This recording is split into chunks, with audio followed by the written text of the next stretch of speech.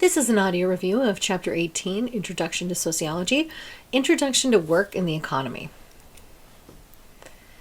So, the economy refers to the social institution through which society's resources are exchanged and managed. And there's many different ways to understand and interpret this. And again, sociologists look at the economy very differently than economists. So Emil Durkheim described what he called mechanical and organic solidarity that correlates to society's economy. We went over this a little bit earlier on in the semester. So mechanical solidarity is what exists in simpler societies, where social cohesion comes from sharing similar work, similar education, and similar religion. So the solidarian society is basically having very shared commonality of experience. While organic solidarity arises out of the mutual interdependence created by the specialization of work. So there Durkheim's saying that because society is so complex now, and we don't all have the same job, eat the same thing, practice the same religion, right?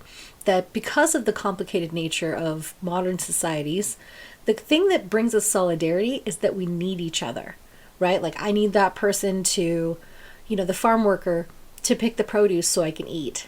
I need the doctor to practice so I can heal. I need the veterinarian. I need the mechanic, right? That we don't need to know everything, but we need people that are specialized, and then we rely on each other. So that's where that solidarity comes from. Okay, moving on to the wage gap in the U.S. So the Equal Pay Act was passed by the U.S. Congress in 1963 to reduce the wage gap between men and women. However, it's still a problem, right? Women still continue to make less money than their male counterparts. Well, of course, there's been progress since the 1960s. The fact that on average, full-time working women make just 77 cents for every dollar a man makes is a problem and shows that there's still inequity within our system. So when women bring home less money, it means they have less for everyday needs for their families. And over a lifetime of work, that means far less savings and far less retirement. Countless studies have been controlled for work experience, education, and other factors to show that the disparity between wages paid to men and women still exists. And of course, it's also important to look at these issues intersectionally. We cannot look at just gender, we also have to look at race and ethnicity. When we factor in race and ethnicity, that pay gap really widens. Right? So it's much more complicated than just, men and women in that way. Okay, the chapter they talked a little bit about the Great Recession. I know it can be confusing and it might seem like ancient history to you, not me. I lived through it and I feel like I'm still living with the social and financial consequences of that time period. But, why do you need to know this? Because these things are cyclical. And when we fail to learn from history, we're doomed to repeat it. Also, this housing bubble thing's happening again. So anyway, I'm going to put some videos in your additional resources that really talk about how credit works and how it changed during the recession, and really another video also that explains how that all connects together. So just to reiterate, the housing industry was shady, as were the banks. They sold homes to people they knew couldn't afford them, which is already a problem. But they figured, hey, we get to own the house if we fail. So while at the same time on Wall Street, they bet against these people failing, basically saying, okay, we're going to sell them something so they fail. And then we're going to say, hey, you know what, on the market, I'm going to bet that they'll fail. Right? So they made huge piles of money as a result.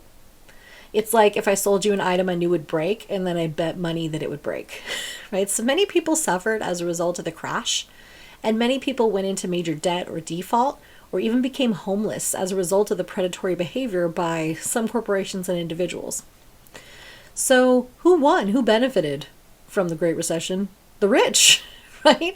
The same CEOs who made horrible decisions that destroyed the entire world's economy got bailed out, and were even often given golden parachutes for destroying the entire world's economy. None of them went to jail.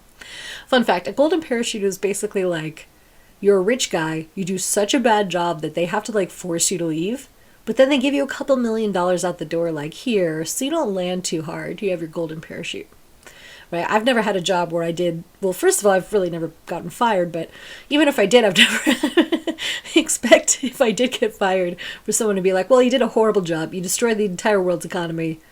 Here's a couple $1 million out the door. Okay, moving on to economic systems.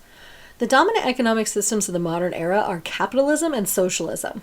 And there have been many variations of each system across the globe. Countries have switched systems as their rulers and economic fortunes have changed.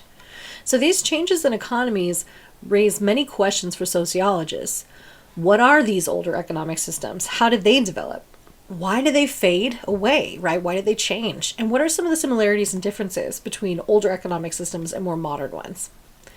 So the first true economies arrived when people started raising crops and domesticating animals during that agricultural revolution.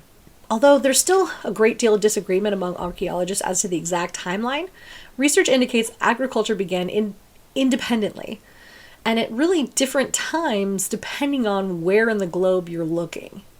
So at first, most goods and services were traded as gifts or through bartering between small social groups. So bartering is just you exchange one good for another, right? So like, I'm raising chickens, I will trade you a chicken, or I'll trade you some eggs for the grain that you grew, right? That kind of crap.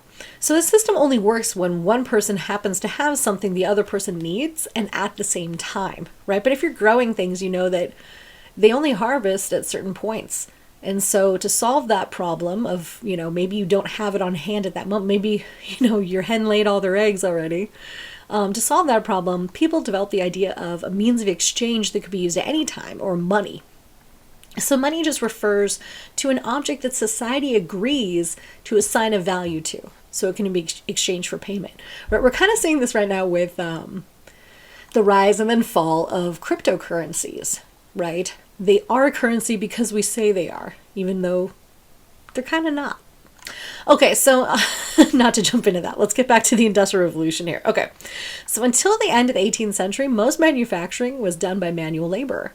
And this changed as inventors devised machines to manufacture goods. Advances that we take for granted that were huge, like technological advances, such as the steam engine, came out of that time period. And this revolutionized how people made goods and transported them. The Industrial Revolution also changed agricultural practices. So now you had machines that could harvest goods, right? Which was a big deal, right? Until that time, most people practiced subsistence farming, where they could produce only enough to feed themselves and pay their taxes, not enough to have a surplus that they could then exchange for other goods or have, more. So new technology introduced gasoline power farm tools like tractors. So farmers were encouraged to plant these huge fields of a single crop to maximize profits, which is a whole other problem we'll talk about when we talk about the environment, monocropping. That's a whole other problem. But anyway, with improved transportation and the invention of refrigeration, produce could be shipped safely all over the world. Again, another thing we'll talk about when we talk about the environment. So with more technology and resources came a huge surge in population, right? There's more food, then it can feed more people. So while the technology and improvements modernizing, those colonized countries or the colonizing countries themselves, like the US and Britain, many inequities in the system have then produced negative outcomes for a lot of people, such as how owners of factories can make a lot of profit while their workers make very little pay. And a lot of, those workers would then suffer injuries or other health consequences from working in poor conditions. As I mentioned before, we're talking about factory labor. Well, some of these workers were children, right? So that was problematic. And then when we talk about post-industrial societies, these are also known as information societies. And these have evolved in modernized nations. So one of the most valuable goods in the modern era is information. Those who have the means to produce, store, and disseminate information are the leaders in this type of society. We call them post-industrial because they're no longer making goods, but dealing with information instead. But where does all our stuff come from? Do our goods magically appear from thin air? Right? So there's a video I put in your additional resources kind of talking about this, at least from the perspective of a historical event that happened and then the kind of more recent equivalent. So anyway, first I have to explain what the Triangle Shirtwaist Factory Fire was. This happened in New York in 1911 and was the deadliest industrial disaster in the history of the city and one of the deadliest in U.S. history. The fire killed 146 garment workers, 123 girls and 23 men, who died from fire, smoke inhalation, or jumping to their death so their family would have a body to bury. Most of the victims were Italian or Jewish immigrant women, the youngest of which was 14 years old. So what happened was a fire broke out and the doors to the stairwells and exits were locked, which was a common practice at the time so they could prevent workers from taking breaks or speaking to union organizers. So as a result of it being locked, they couldn't escape the burning building. So like I said, many leapt out of the windows so their families would have bodies to bury. So this event led to legislation that improved factory safety standards. So what I want you to watch is a video, very upsetting video, to show you how it's not that far removed, that tragedy in 1911 from where we are today. That there was a very similar incident that happened almost at the 100th anniversary of Triangle. But it happened in a developing country where a lot of our garments are made in Bangladesh. And as a result, you know, basically, spoiler for the video, it didn't lead to the kind of worker safety protections in the same way that it did in the US. And while it might have been one of the largest female-led strikes in the world, it did not receive that kind of attention, either within the country or internationally.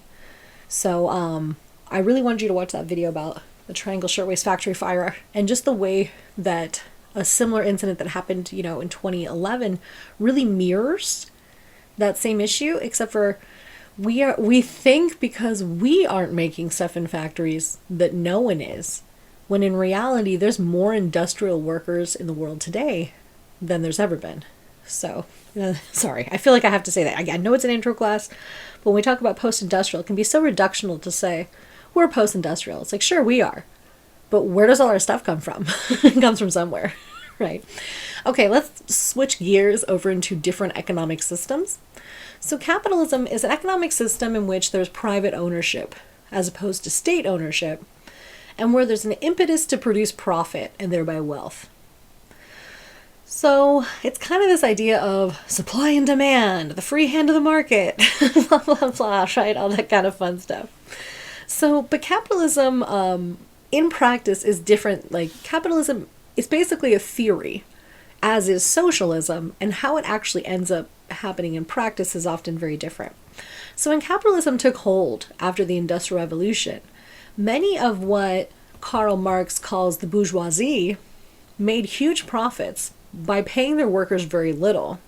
So they also gained control of markets or monopolies, which is why the government had to develop policies and regulations to stop this sort of exploitation. Because when a company has a monopoly, they can set their prices regardless of the market because they have so much control. And as we talked about before though, in the modern era we still deal with some of these issues, but it's often the case of a handful of companies that control a market. Like think about phones. How many companies make phones? Actually, there's a lot of them, right? But what are the big two? Apple and Samsung, right?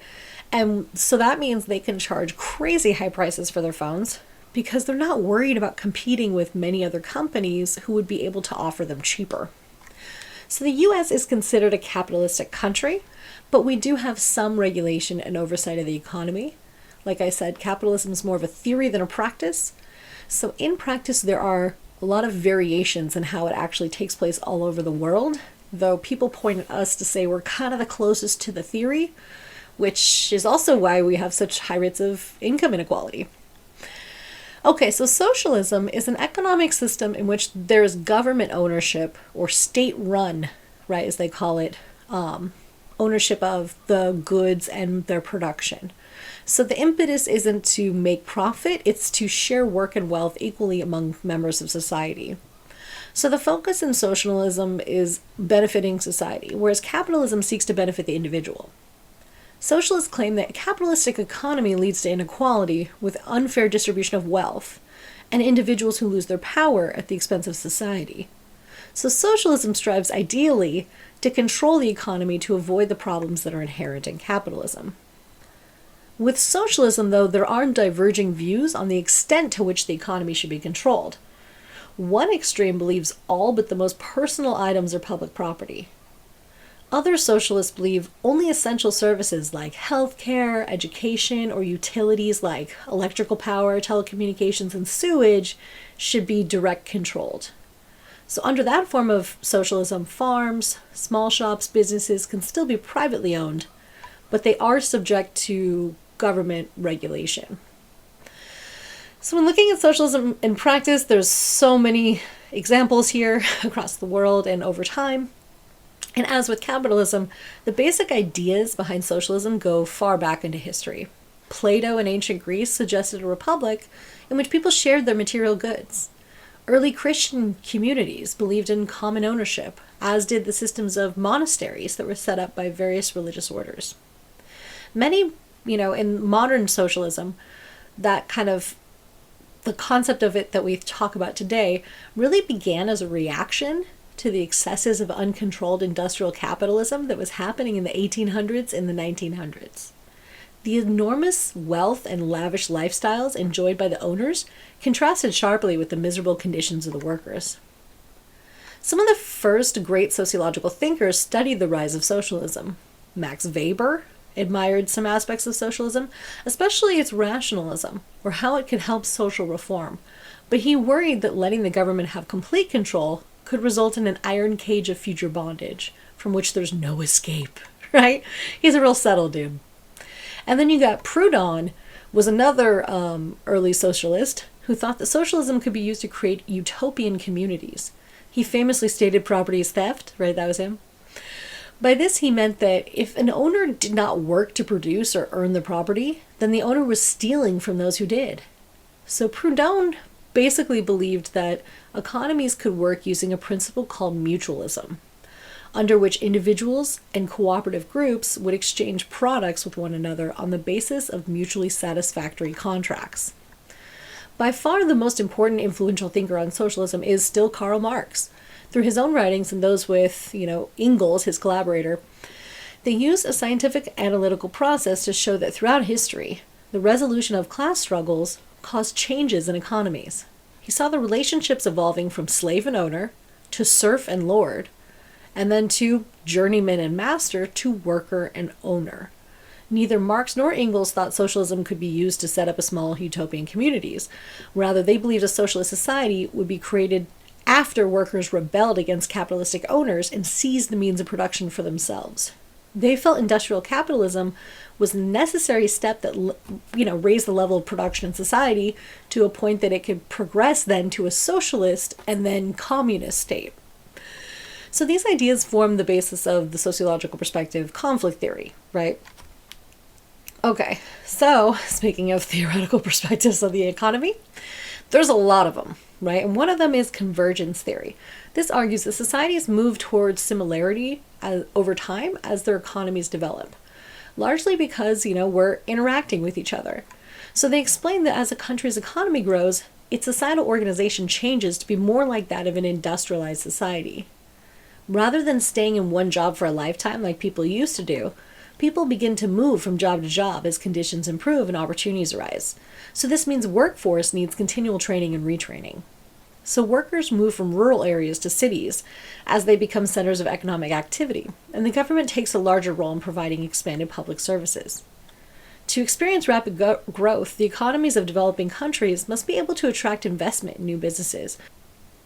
They also need access to new markets, right? People to sell their goods to. So economies can't catch up if they don't have those opportunities of being invested in and having access to, a marketplace in which to sell their goods. So technology is really an essential factor for understanding this stuff as well. Because developing countries, oftentimes because they're getting in the game later on, they don't have to go through the steps of starting with analog technology and then getting, they can basically jump right into the modern era. So technology is an important, interesting kind of perspective through convergence theory. Basically that if a country is developing, they can jump right into, the internet today as it is and those kind of opportunities that come with more modern infrastructure versus these more established developed countries that they kind of just went through that over time and, learned and redeveloped. But again, it really depends on if they're getting enough kind of money and, they have the time in which to create those infrastructures. So, investment coming from, otherwhere in the globe or other places in the globe is really important to developing some of these economies. Another factor that affects convergence is social structure. So, some economies, depending on what they're basing their economic system on, if those things become not valuable anymore, then obviously they're going to have like economic crashes, right? So even having an opportunity to, provide resources that are more in demand for the rest of the world, when those things are opened up, that's going to, benefit those particular economies so that they can lead to wider social improvements. As they bring in more money, they can then have more money to put back into those systems within their countries, theoretically. So society also benefits in these situations from improved educational systems, right? So that the goal there is that people are more educated, they are then able to get better jobs and therefore not have to work, in physical demanding labor quite as much. Okay, so functionalism takes a little bit of a different perspective. Someone taking their perspective would look at the economy itself as a well-oiled machine designed for efficiency. And remember, functionalism looks at each part of society as a puzzle piece that fits together to create a whole, right? So under this banner of functionalism is what they call the Davis-Moore thesis. We talked about this a little bit before when we talked about poverty. It suggests that some social stratification is necessary, right? The idea you should get paid more for jobs that require more skills, more training or education. So like a doctor should get paid more than someone that doesn't have that kind of background or need to go through that much school. So that jobs that don't require that background or education would just not be rewarded as much. So this theory can be used to explain prestige and salaries. They go with careers that are only available to those that have doctorates or medical degrees.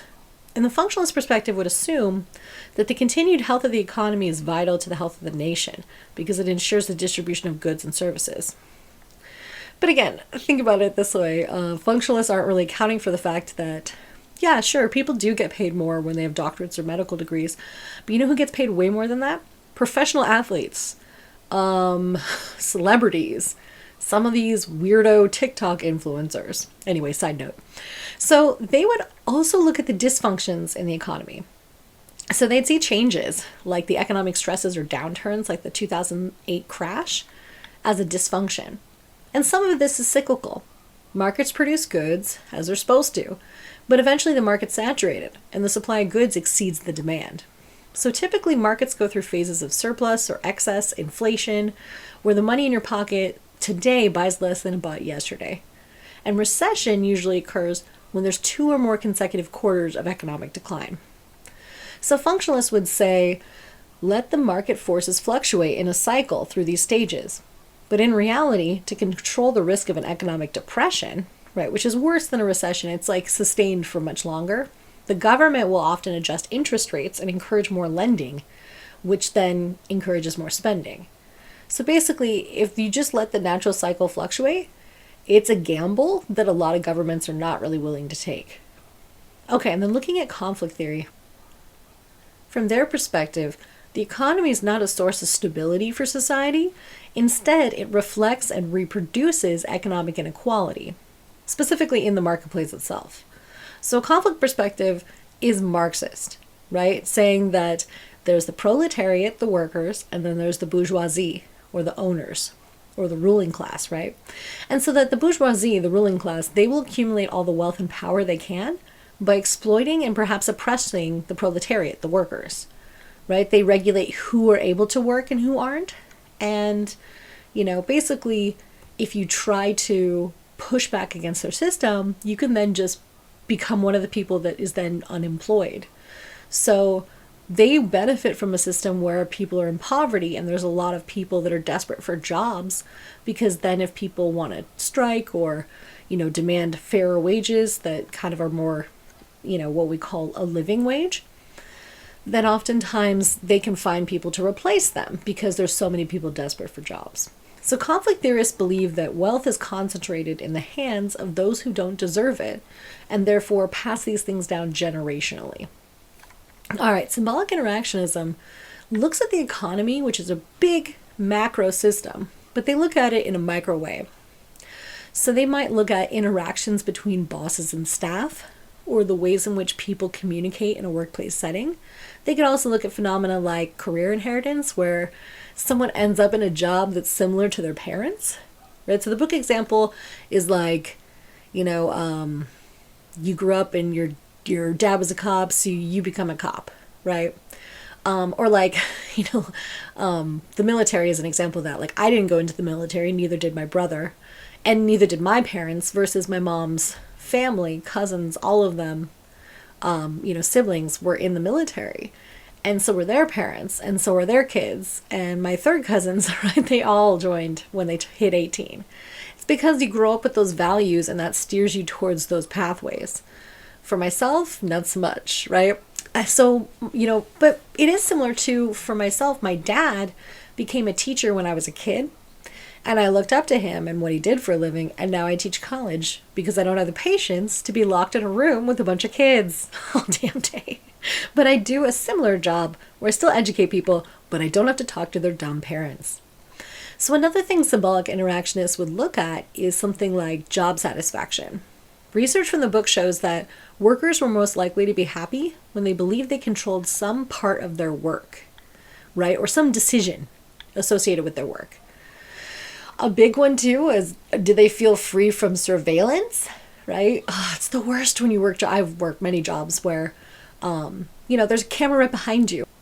And the camera's not there to protect you, if someone comes in and tries to rob you or something like that. It's more so that your boss can see how productive you're being, what you're doing, potentially even depending on the angle, what you're doing on your computer, right? Or using your phone, things like that. Obviously, that's going to make someone feel a lot less trusted, a lot less secure in their job.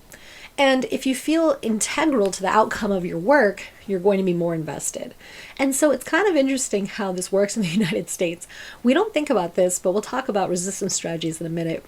The fact that people feel like they're not appreciated at work, guess what? They're not going to work as hard. So you have all these other countries and even some states across the US that are looking into 30-hour work weeks, where basically you do, instead of having 40-hour work week, you have a 30-hour week, but you're paid the same. And what they find is that people, because they get that extra time off per week, they're able to actually, manage their life a lot better. And as a result, they're happier, they're more invested in their job when they're there, and they're more likely to actually be more productive, which is just like, it's kind of counterintuitive, right? To be like, work 10 less hours a week, but you actually get more done because you're better rested. What's interesting, research has really looked at this, especially these pilot programs in some states across the country. And what they've found is that it's not sleeping necessarily that people do more of. It's just kind of getting some of those chores and things done. Like, I don't know about you. I have a bunch of jobs. I have several jobs. This is one of my many jobs. And, I adjunct at a couple different schools. I work at a public library, whatever. I'm all over the place. And so when I get a day off, the day is like filled with errands, right? You got to go here and there. You got to pick this up. You got to buy this crap. You got to clean the house, right? You got to do all these things. And so what they found was, for these people doing 30-hour weeks, is that they're able to kind of spread some of that stuff out, right? So let's say, you're working until, you're still working like a 4-day stretch or something like that. So you have a full day off, or you're working a 5-day stretch, but fewer hours, like a 6-hour day.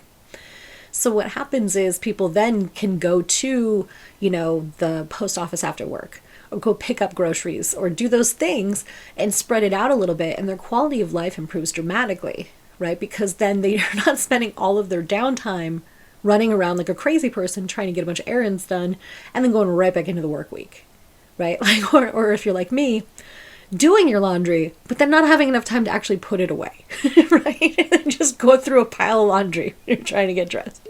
So, it's interesting too, this kind of reflects, there's more of a push for this past, the pandemic shutdowns, when a lot of people were working from home, and they realized how much easier it was to get a lot of that stuff done. Like, you can start a load of laundry and then jump in your Zoom meeting. And, a lot of people were like, hey, this is actually a lot better for me in my life, especially people that have, kids and things like that. So it's interesting to see how just those kind of changes that were happening outside of society, the the pandemic itself and the shutdowns that then affected the economy, how that could then reframe how people deal with work or kind of what they expect from work. Okay, so then another important thing to discuss when looking at the economy is globalization. So globalization refers to the process of integrating governments, cultures, and financial markets through international trade into a single world market. Often the process begins with a single motive, such as market expansion, like a corporation wants to get more people to buy their crap, right? So they move into another part of the globe. Or increase access to healthcare, like nonprofit organizations might be trying to do. But usually there's a snowball effect, and globalization becomes a mixed bag of economic, philanthropic, entrepreneurial, and cultural efforts. Sometimes the efforts have obvious benefits, even for those who worry about cultural colonialism, because there's things like bringing people clean water technology, bringing people access to the internet, or things like that that they wouldn't have had otherwise. And so, but again, it's a mixed bag because it is very colonial and it often does come with some strings attached, right? So, in the chapter, they talked about NAFTA, which is the North America Free Trade Agreement, which basically allowed for easier trade between the US and Canada and Mexico. And it was created in 1994. They thought it was going to create way more jobs and prosperity, but instead about 650,000 jobs in the US were lost, as well as other economic impacts in Mexico. So I put a video in your additional resources that takes on NAFTA and how it works, and basically explains it using the example of avocados. So I think it's a really interesting way to approach a complicated topic like this. Because again, basically what they argue in a nutshell is that NAFTA has had positive impacts for a lot of folks and had negative impacts, but really in kind of localized specific ways. So if you're one of those people that didn't work at a factory that was shut down, or didn't, have that kind of negative 650,000 jobs that were lost, then you might see it as a positive thing. But if you're one of those people, those 650,000 people, you probably don't like the impacts of NAFTA. So that's why it's an interesting thing when you hear about people talking about in politics. Across the board, people tend to not like it. Yeah, because if it takes your job, you're not going to like it. So anyway, getting back to the aspects of globalization. So there's several forces driving globalization. There's the global economy, and then there's all these transnational corporations, or they call them multinational corporations. Basically, corporations that they used to be centered in one country, now they're just centered in everywhere around the world, right? They make, distribute, manufacture stuff from everywhere. So these transnational corporations, they have some things in common. So the first one is a large share of their money or capital is collected from a variety of different nations. Their business is conducted without regard for national borders. They concentrate their wealth in the hands of just a couple nations that already have wealthy people, and they play a key role in the global economy. So we see the emergence of global assembly lines, where products are assembled over the course of several international transactions. For instance, Apple designs its prototypes in the US, its components are made in many other countries, and they're shipped to other countries like Malaysia to be assembled, and then tech support is outsourced to countries like India, right? So it's a pretty complicated global assembly line there. Globalization has also led to the development of global commodity chains, where internationally integrated economic links connect workers and corporations for the purpose of manufacture and marketing. For example, the maquiladoras, mostly found in northern Mexico, where workers may sew imported pre-cut pieces of fabric into garments. So that's an interesting loophole that came from NAFTA. So NAFTA basically, just to back up slightly, before NAFTA happened, there was this movement in the early 90s against sweatshop labor in the US, where people realized, oh crap, everything I'm buying is being made by children in horrible conditions in other countries. So they didn't want to contribute to that. So people started buying garments that said made in America or made in the USA, right? But in reality, part of the 1994 NAFTA agreement made it so that these places in northern Mexico, these factories, these maquiladoras, that they basically are considered American land. So it makes a loophole that you basically ship pieces of fabric made somewhere else that are already pre-cut to Mexico, and then people in Mexico sew it together, and then it says made in America when none of it was made in America, right? So it's kind of an interesting loophole around that, especially because you can be working in a maquiladora and be, on technically American land, and yet have none of the rights of people on American land and have none of the access to any of those resources. So anyway, don't let me rant. Don't let me tangent on this. Okay, so globalization also brings international divisions of labor. So you have the situation where, core nations that have, wealthy workers comparatively have to compete with the low-wage labor pool of peripheral countries. So this is kind of going back to that video in your additional resources about the Triangle Shirtwaist Factory. They talk about this concept of race to the bottom. The more our economic systems are all connected, the more we're competing for the same jobs, right? So even kind of going back to the Apple outsourcing stuff to India. If you want a job where you work in a call center, you make probably $18 an hour or something like that. They can then just take that same job, send it to another country. Because of technology, you can be calling someone anywhere in the world at that moment.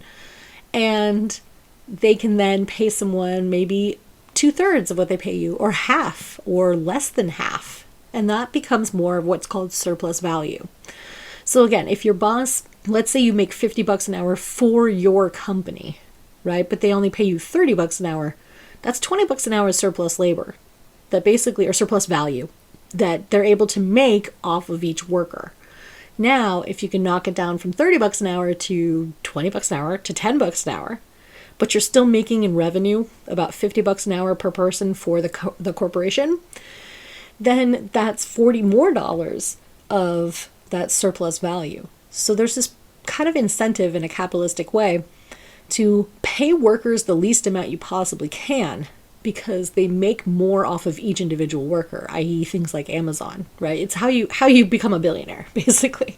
So you pay people the least amount you possibly can, and you keep all of the value that should have gone into their pocket, into their economy, and you just put it on your own, right? So this is a huge problem. Anyway. So this kind of also leads to xenophobia in some ways, because as workers in these core countries are then competing with low-wage workers across the world, it can really cause, a lot of tension. Like I remember when a lot of the factories that produce cars and the U.S. automakers really took a dive, there was a lot of, racist sentiment towards the Japanese, who were, who were basically producing a lot of cars that people were buying, right? So corporations, they're just trying to maximize their profits, right? They don't care. So they will have no problem, again, saying made in USA when it's really made in Mexico, or anything like that, because, again, for them, it's all about dollars and cents. They don't really care if your family has enough money to put food on the table, right? But if we look at these things in a sociological fashion and we understand, okay, well, what's going on here and how does this then impact people's lives, we have to take those steps back and try and better understand, the processes of these systems. So globalized trade is nothing new. Societies in ancient Greece and Rome traded with other societies in Africa and the Middle East and India and China. So it's not like we're brand new to this. It's just the fact that after the Industrial Revolution, this led to even more trade and even more increasing amounts of goods. And then once we had more and more technology, there was an acceleration of this kind of process. So to try and understand the similarities and differences that exist among economies of different nations, you have to look at certain things like their standards of living, right? Because otherwise we're often not comparing the same things. So oftentimes they'll use the GDP, or the gross domestic product, of a society as a comparison, right? To kind of, they divide that as, per person in the population so that you can compare countries that are similar to each other. But, and through kind of looking at this and going through these comparisons, we can see that there's benefits and drawbacks to globalization. Some benefits are having more development, better technology, more potential for increased wealth, and also really the cultural stuff that comes with it, like international awareness, empowerment, right? Those kind of messages that might not have been in certain societies. But experience has also shown that countries can be weakened by globalization, right? Critics of globalization worry about the growing influence of the enormous international financial and industrial corporations, that they benefit the most from free trade and unrestricted markets. So these corporations really put their thumb on the lever of a lot of these countries as far as like what policies and programs and things that they can kind of coerce that are better for their bottom line, right, for their business. So, critics of globalization fear that corporations can just use that wealth and their resources to really control governments, to make sure that the government acts in their interest rather than that of the local population, right? Such as, also connected to that is the impact on the environment and local economies. Rapid industrialization leads to widespread economic damage, but also environmental damage, right? The pollution, the, toxic consequences of our lifestyles. And so also some critics will point out that globalization leads to weaker labor movements because companies can just move, right? And they can pay people very little.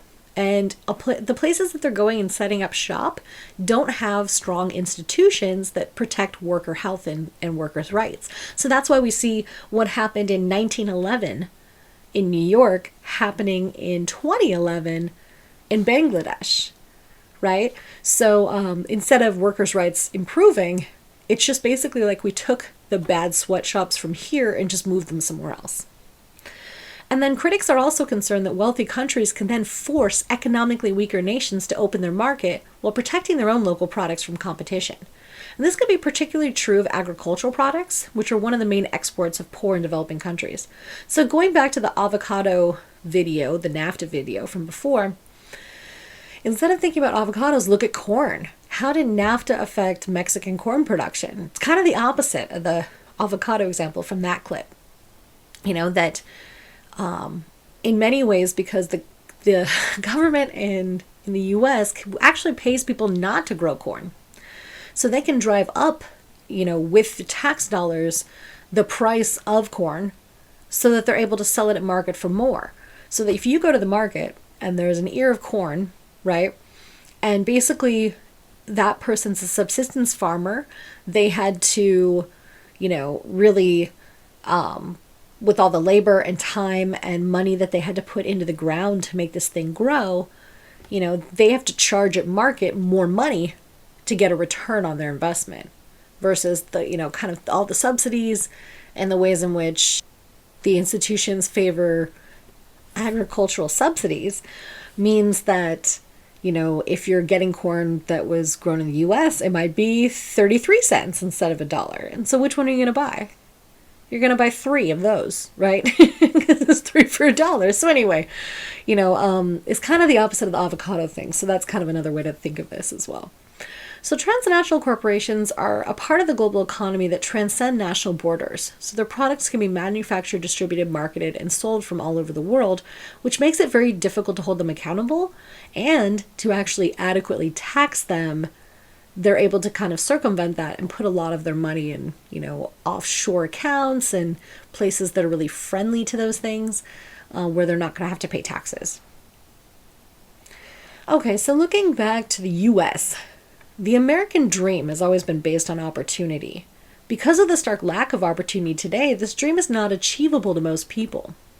Geography, race, gender, and other factors have always played a role in the reality of success. Companies search for the cheapest way to produce goods, and that often involves outsourcing or the use of a sweatshop.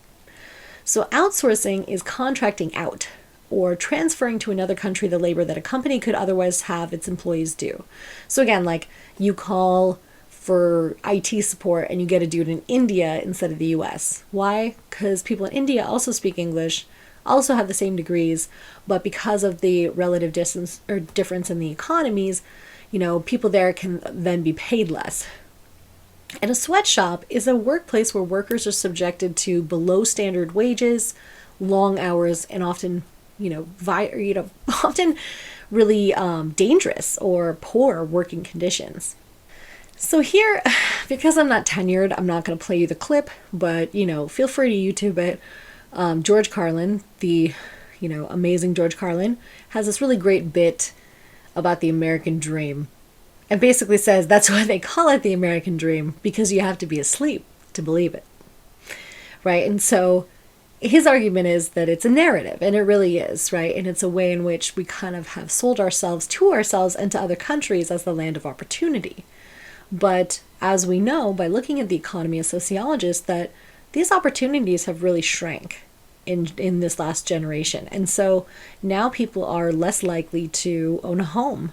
They're more likely to languish in debt. It's more economically difficult than it was for their parents or for their grandparents. And that's a real shift, right, in American society. So that's part of this, kind of narrative of the American dream really breaking down.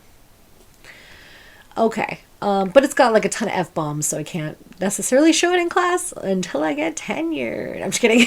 But anyway, if you're down for that, or if you know and love George Carlin, go ahead and give that a rewatch.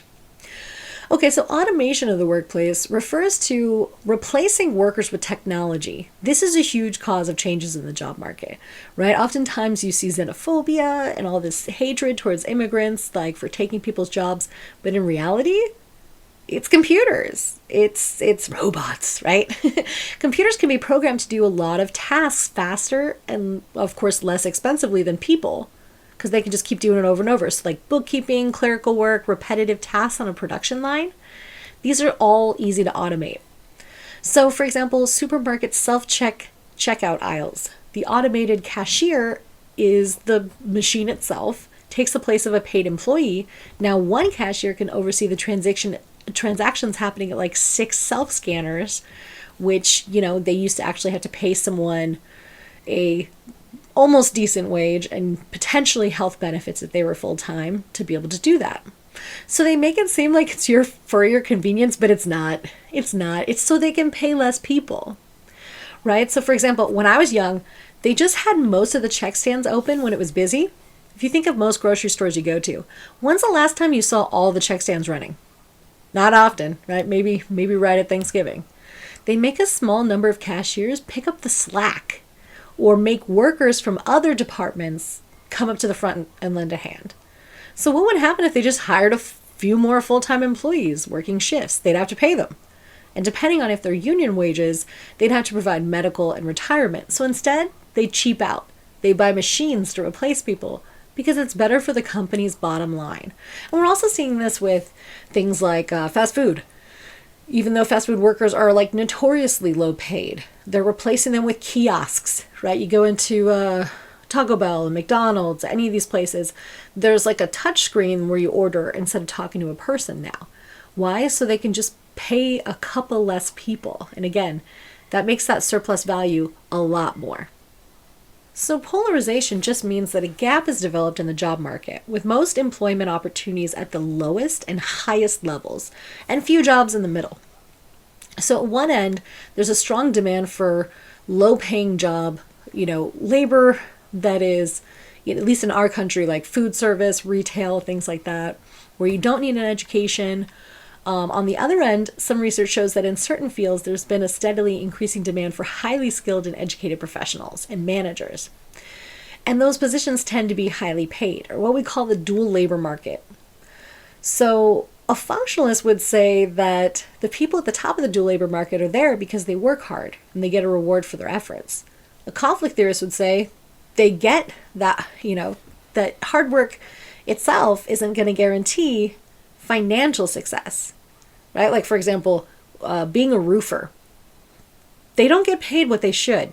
Like, they certainly don't.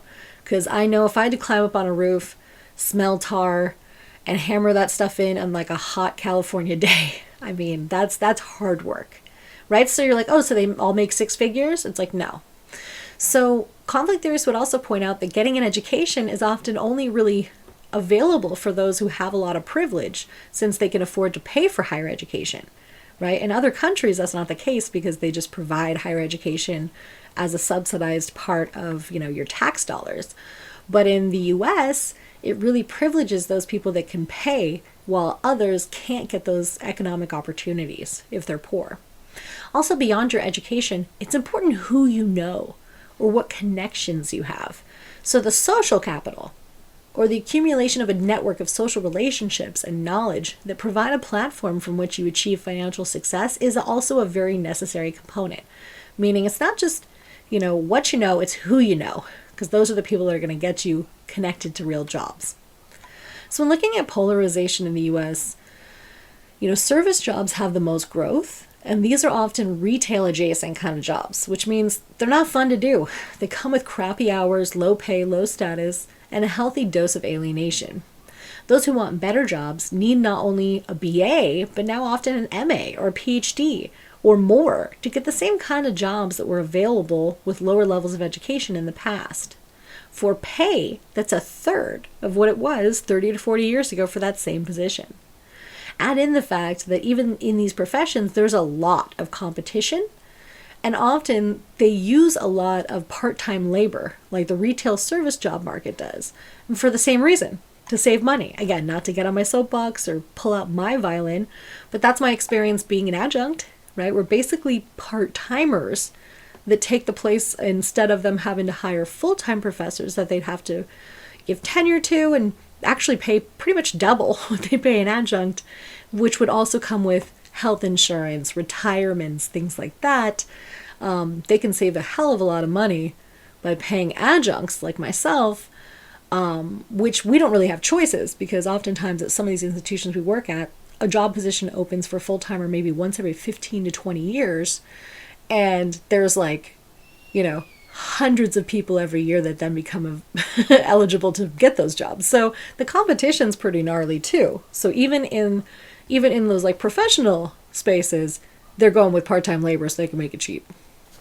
So I put another video in the additional resources about, actually a couple from Robert Reich, who's a former labor secretary of the US, kind of looking at issues with the economy.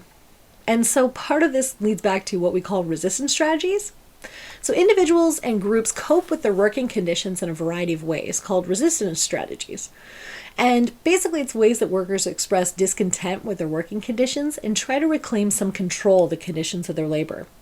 Most everyone who's worked has had a fantasy about just getting up and leaving at some point, but we can't do that. So when we're discontent at work, we find other ways to resist the alienation and frustration we feel. And we use some or all of the following resistance strategies. So individual resistance can include, let's say spending time just on your phone, or, personalizing a workspace with photos. I remember I had a coworker at the library, she plans all her vacations on desk at work. So basically for the time that they make her do some crap, she just sits there and plans her vacations. That would be an individual resistance strategy. And then collective resistance can include membership in a union, right? Which is just an association of workers that bargain collectively for increased wages and benefits or better working conditions. And unions have helped with the organization of strikes, walkouts, and work stoppages, which draws attention to the workers and the issues that they're facing. After World War II, legal restrictions on strikes and work stoppages sharply restricted union power, as, have more recent trends towards globalization. And what's interesting is as union membership has declined, corporate greed has risen. Wages have fallen or remained stagnant, while the share that's taken home by the 1% has risen over 300%. Unions fight for workers' rights in a way that individuals can't do themselves. Union membership's also at a low in America, which is not by accident. When the companies outsourced the union factory jobs, they replaced those jobs with garbage minimum wage service jobs with no union and with many barriers to forming unions. So I put in those additional resources some information about unions as well, such as a video called Why Unions Matter to You, and a little one about the Amazon labor union that was somewhat recently started, which is pretty amazing actually, because Amazon's one of the most powerful, corporations in the world. So it's pretty interesting to see how workers were able to kind of collectivize and actually fight back against that, right? Like in the clip, Bezos talks about, workers being misunderstood. And it's like, I think we all understand that having to piss into a bottle instead of being able to go to the bathroom at work is not an innovation, it's an exploitation, right?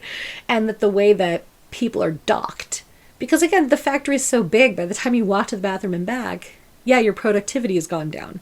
So we're basically turning people into cogs in a machine in that way. Okay, moving on to more issues of work in the US, women in the workforce. So women have been entering the workforce in ever increasing numbers for several decades. And they've also been finishing college and going on to earn higher degrees at higher rates than men do. This has resulted in many women being better positioned to obtain high-paying, high-skilled jobs. So while women are getting better jobs and their wages are rising more quickly than men's wages, the US Census statistics shows they're still earning only on average 77% of what men do for the same positions. Okay, so then also looking at immigration. People often move for work. That's usually what motivates them to leave their home and go somewhere else. It's the promise of financial economic opportunities. So due to the US's reputation as a land of opportunity, a lot of people come here. So immigrant labor has always been a major factor in the economy.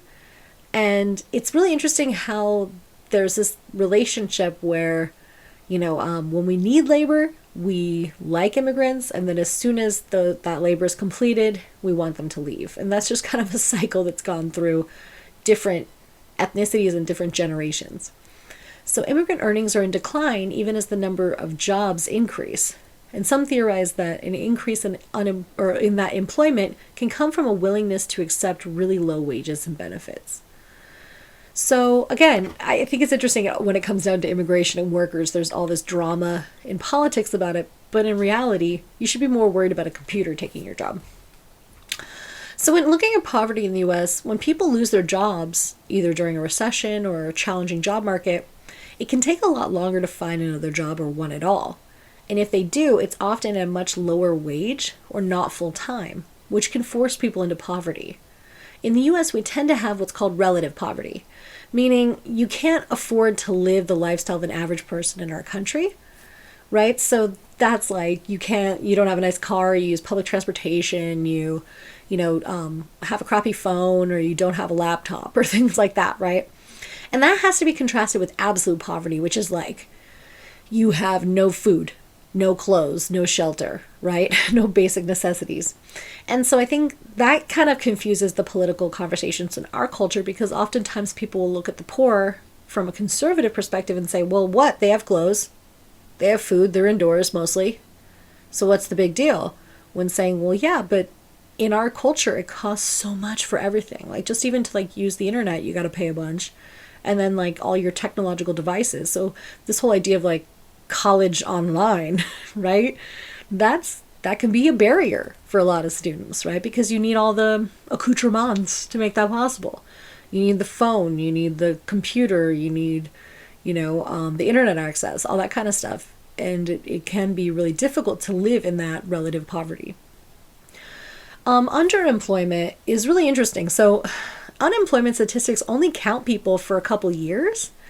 And then, after that, they don't count anymore. And then there's also this issue of underemployment, which is when a person has a low pay, low status job, lower than what their education and experience qualifies them for.